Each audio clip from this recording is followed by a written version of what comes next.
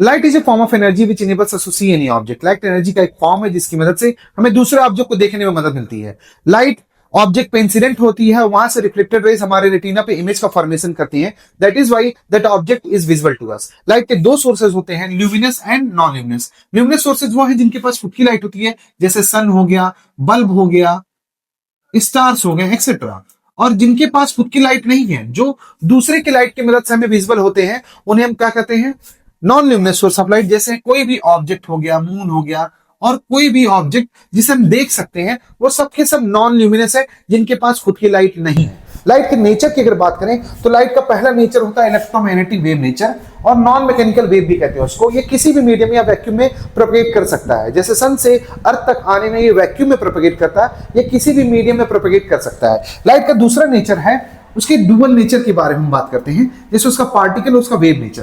Particle nature के basis पे हम लाइट को स्टडी करेंगे, उनके दो फिनोमेनास को, reflection and diffraction. On the basis of wave nature of light हम तीन फिनोमेनास के बारे में जानते हैं, डिफ्रैक्शन, इंटरफेरेंस एंड पोलराइजेशन। दो मेन फिनोमेना जो आपके डेली लाइफ में आपको दिखाई दे सकता है, वो है रिफ्रैक्शन और रिफ्लेक्शन। तो रिफ्रैक्शन क्या है? Bending of light. लाइट अपने पाथ से जब डेविएट हो जाता है एक मीडियम से दूसरे मीडियम में, जब वो प्रोपेगेट करता है तो अपने पाथ से डेविएट हो जाना, उसे हम कहते हैं रिफ्रैक्शन। जबकि लाइट बाउंस बैक, जब टकरा कर किसी मीडियम से वापस आता है या किसी भी ऑब्जेक्ट से टकरा कर वापस आएगा, उस फिनोमेना को हम कहते हैं रिफ्लेक्शन।